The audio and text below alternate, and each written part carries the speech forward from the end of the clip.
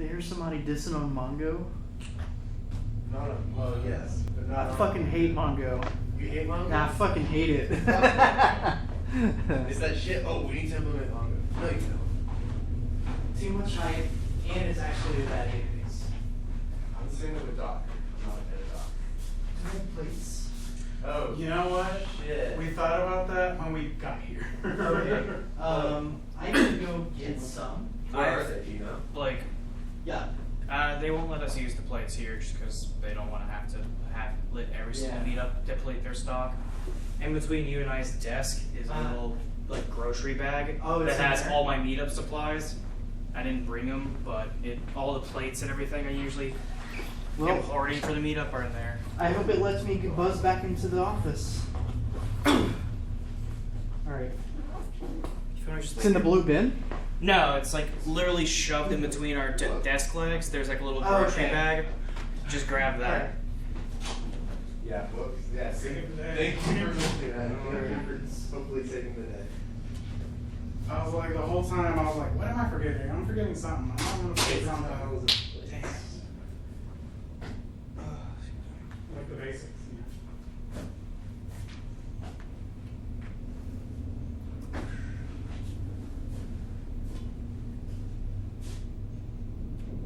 Punch that kid. Didn't work. Hey, wait. Didn't work. Whoa, They're at the penthouse up at the yeah, top. very. What's up there? There more? I'm assuming big ass penthouse. Well, I've seen people go up there already. There's a pool in the roof. There's a pool. Yeah. Do y'all have an office in this building? No, we actually are officed right across the street. In the like Strasburger Tower. Please we forgot. Yeah. No worries. Well, hopefully, Janet doesn't show up. Right. That'd be the first thing you fit. Okay, where are the plates? Hey guys. Y'all didn't think this through. Shit. No worries. It's a bit of a small meetup this month. Apologize for that one. I kind of forgot that this month and potentially next month are always our smaller meetups just because back to school time and all the parents in our group are busy with their kids. Is there Wi-Fi here? Yeah. There's a guest network which you can connect to. I have no idea how. Or there's the non-guest network, which has the password to keep Austin hacking. That sounds too complicated. I don't know if I'll be able to. I really don't want Janet to show up. I really don't. My anxiety will If you just find a finally place, down. we're going down to the bar and being like, give us. Give us the hardest shit you I've got a stash of plates and cups and everything Thank you. for Thank you so much. We would- just exactly. I used to borrow from Capital Factory, but they pretty much down. Yeah, they cracked down and put a kibosh on it because Maybe they should put it in their budget. yeah. They're here. Hey. Hi, hello. That was all of that? Hey, Janet. Nobody mentioned this. Oh wow, that's a lot of. Hopefully we have some people today. We got some stuff. Yeah, right now, as I was telling them, like this month and next month, I kind of forgot our bit of our just like smaller Right. meetups. So right now we're at 10, and then somebody RSVP like changed their RSVP to no. Oh. So we're at like 9 people, Okay. and that's including myself. So There's a sample of all of them. either our numbers are going to be a lot bigger because people just don't RSVP, or everyone's on vacations, and it's going to be Literally, like every company that we've been working with, like all their account reps are on, like in Hawaii or something. Yeah. It's like everybody and their mom's job. So I usually try to put like space out the months between sponsors since we have 2 other ones, but I might get y'all up for August as well, just to try and Okay. put a little bit more exposure. Yeah. If not, then if I think August is going to be a slow month, then I'll wait till September. Cool. Or, yeah, September for sure. Just to, Yeah, things usually pick back up like Yeah. late August, and then it just all. Because then goes I back want to you to normal. sponsor and be able to put your stuff out in front of more people. Yeah. So,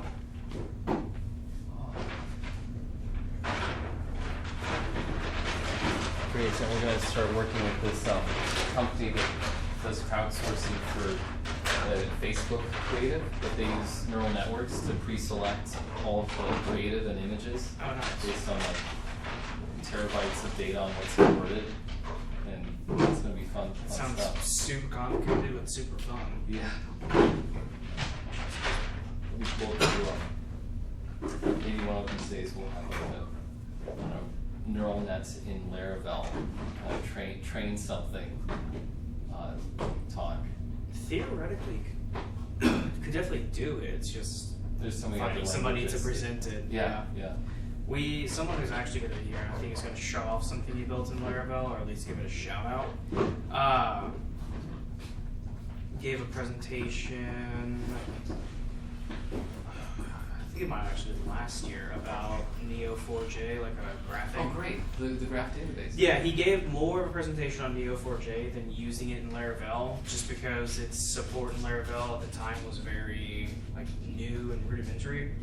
So he's giving more of a presentation on what it is and how to use it. And said he'd be willing to come back for part 2, which was actually using it with Laravel, but never heard from him on if he made much progress. So It'd be super cool as if they took Neo4j to augmented reality, where you could actually see a 3-dimensional graph of data and then select things with your yeah, fingers. I'm amazed someone's not done that with It the seems like the Oculus perfect- or the Vive. Or It's the perfect, everybody wants to see and be in their data. Mhm. That's got to be somebody's company right now. Oh yeah, it'd be awesome. It's definitely a good use case for VR, or if not VR, then Microsoft's HoloLens, if that. Yeah. I have 5 more days to redeem a HoloLens if anyone wants it. For the full price, or is it a little discount? Well, it's the developer edition, so it costs a lot. It's $3,000. Oh. But anyone wants it? How much are they? No, it feels like $3.99 maybe. 4,000.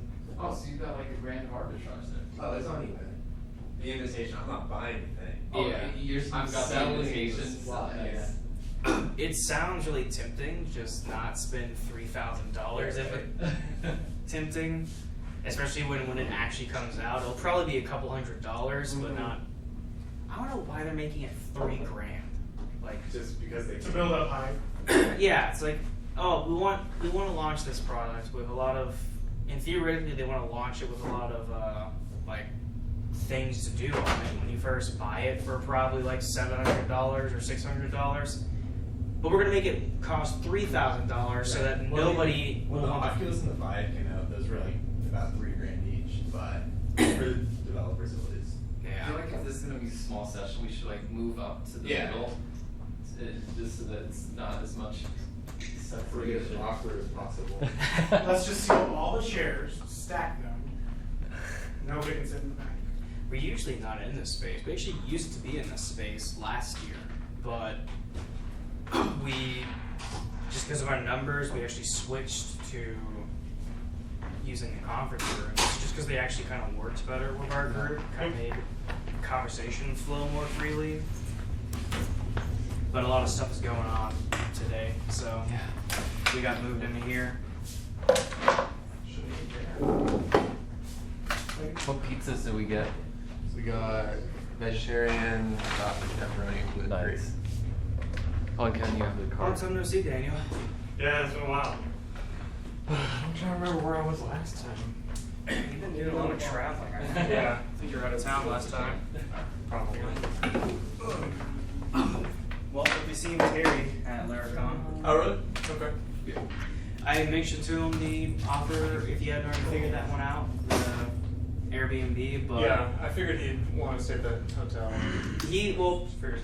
it's not because of that reason. It's because he's actually just taking the whole week off and doing a family vacation while he's there at Laracon. I'm just doing something similar, so my wife's coming up on the Friday. Yeah. So we're doing the weekend after. Right. So basically, he was like, Daniel does not want to deal with my entire family.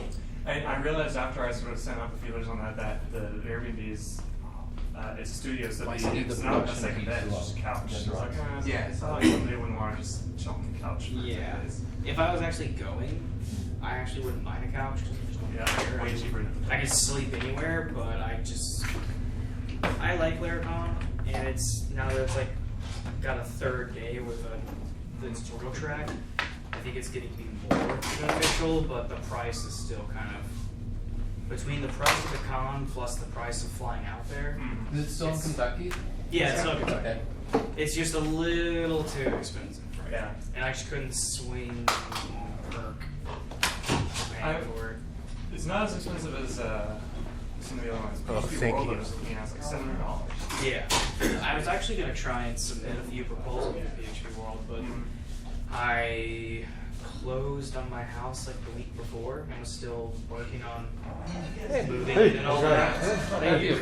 I'm Kevin. So by the time I Are like you Yeah, we're organizer or sponsoring. something? Okay. everything, I don't know. I have somebody to apologize Actually, I for. don't think I had I internet thing. posted a message and said, "Oh, I'm just coming to Austin for No, the I month." did. And, AT&T I'm- got and I, fucked. at So first I forced RSVP'd my yes, and I was like, "Oh, I've got Does not vacation, so I'm not going to be here." at my house Anyway, the point because it is, uses I literally RSVP'd no no. internet. Yeah, I literally ended Oh. up And here I am. about AT&T data. Well, sweet. So I'm I was sorry. worried it was a little empty when I Well, first got here. So basically, Yeah. like, even if I remembered to write a proposal, Okay, yeah. submitting it was going to be Yeah. People are coming. Yes, I get it. Yeah, Which still sucks, sorry to 'cause I- RSVP no, and here I am because I know. I had like myself. I'm glad ideas you're in here. my head, but Yeah, thank you very much.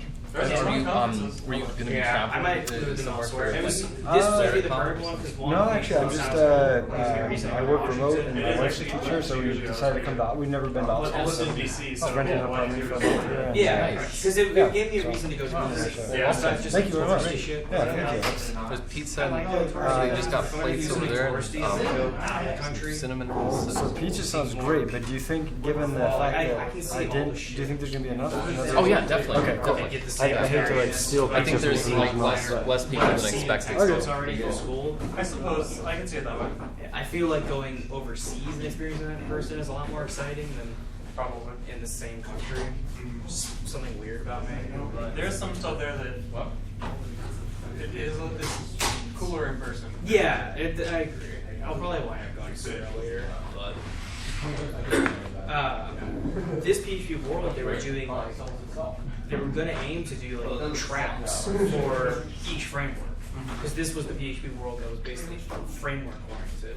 So they wanted to do a Laravel track and a SIG and all that. So I was like, well, I know Laravel, I can give them what's My name's Kevin, by the way. Kevin, nice to meet you, man. This is your first meetup? First, yeah, I'm not from around here, so yeah, it's my No, first yeah. time. Maybe just visiting a town. I just Yeah. happened to be in Austin for a month, and how they made it seem like they might do that. but yeah, I the truth feel is like I do Laravel, depending on I mainly for like fun hobby projects. I don't have like, but I love communities when I can find them. So Yeah, yeah, it's awesome. yeah, We're pretty tight knit. maybe next time. It's pretty awesome. yeah. If I can actually get my thought, my We have ideas into more sponsors. concrete Yeah. proposals, Well, maybe I'll start submitting them elsewhere. So, I was in the Bay for the last 5 years or so, and the community's like okay there, you know, but then I moved to Chicago, which is where I live now, I and haven't, and I've been it's wanting a totally different world. Because like being in the Bay is like amazing. Like I go to meetups a couple times a week, and it's like the makers of Node. They It's try to like, get you know, cheaper, it's like, more you know, local there's so people. much there, and I feel like Austin is kind of like a pretty good town there, as far as I can tell. Like looking at meetups and stuff for that kind It's of awesome. stuff. I watch a lot of conference content on YouTube. And Yelp, they host a lot of meetups. The first time I heard about Angular, the creator of Angular did a talk at Yelp in like a JavaScript meetup and was like, demonstrating this framework. I was like, holy crap, Yeah. it's amazing. It was that way for Node. Like I never, I don't like I've done tutorials and stuff with Node, but like 4 or 5 years ago, I was in San Francisco, and people were starting to talk about this new like Node thing, and like, and I went to this meetup. It was like, I think back now, I think I even took a picture of my old like dumb phone, but it was like forget his name, Ryan maybe, like one of the guys that wrote. Ryan Dahl or something like Maybe, that. yeah. And it was like a room of like 20 $40 people. you can It was first like the class. I was like, Node.js community, and, Worth it for a certain, and then I look back and I think, man, Yeah, I think it was the It's flight so- too. it's so cool to be able to, like, from Dallas you know to what I Austin. mean? That's awesome. Yeah. but You thinking about moving here to Austin, or? I just love doing it because not I sit up realistically, there probably and not. I mean, yeah, and everyone's like, oh, you get like free booze. yeah, I'm like, probably no, not. I I make mean, it my personal it's a mission great to city. try and It's drink a every little single warm for Dr. me, Pepper that's on the It's place. way too hot right now. Like the Yeah. last dozen times I've been on. I mean, I could. I think I could live here, It's but, been very I frustrating. do a lot of Thankfully, hiring. Israel is a decent backup for me. I would say Yeah. 70% of the applicants are from New Now, if York, they did have Dr. Chicago, Pepper, then I'd be like, all right, fine, the give me Bay a Coke. Area, and Coke's Coke's not my Seattle. favorite, so I need the Portland rum to take area. the Yep. taste off of that and make I me have not 2 of those sad. boxes checked. Comes Yeah. in surprisingly, A little of both. I'm sort of in transition right now. harsh. Yeah, that's what. Super sweet. I mean, it is, but why? It's got some bite to it. That's why I'm not a huge fan. Truth It's is- so harsh. I've been mainly writing Java recently, which is not really my So what have you been up to? preference probably, but it's okay. Well, It's kind of all the it's been same like at some 2 or point. 3 You know, it's months. like just more and Just more. freelancing. Right. I think overall, Um, Laravel developers Haven't tend been able to to be do code too snobs, much Laravel Yeah. stuff lately. which kind of attracts me to that. WordPress makes Sure. the rules, so. Yeah. Right. I think at my company we're pretty big code snobs, so Yeah. I mean, you look at like Twitter and even Facebook. Yeah, There's a lot I of that core tweet off services the in ground Java for now. me. I've been thinking about it It for a just while. scales really Nice. well. So Sure. So that was kind of nice, but I it's still not haven't like figured out sexy what or to anything, but Right.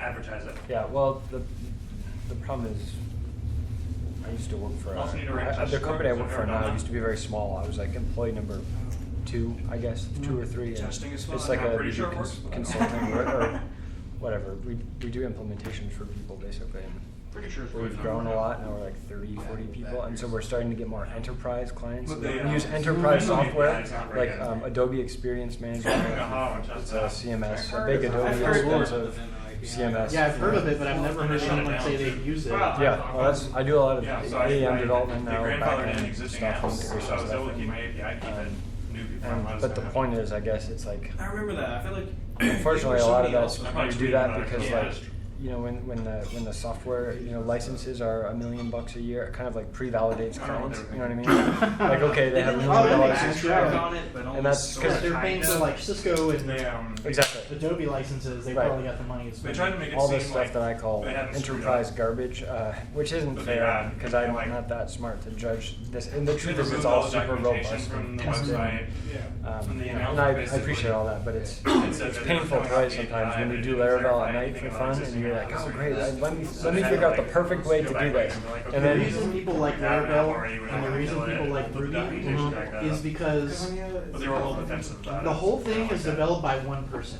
Right. So there's I one love clear, how concise people fuck up direction and don't admit to in the fact that everything. they Everything fucked is up. very Yeah. clear and concise. Right. When you're dealing with like something like Java Even or Sym Google framework they or fucked some up other with that like April large Fool's enterprise minion. framework. Yeah. Oh thing gosh, they did. there's like 1,000 developers I wonder if we actually got who fired are, all I- aren't necessarily I developing know I things read in at the least same way. one article that said So some people did. that's my theory. Yeah. at least. Yeah. It's easy to just say people. To got be honest, fired that is one without thing that actually, makes like, me nervous about verifying. Laravel's future, I guess, just because.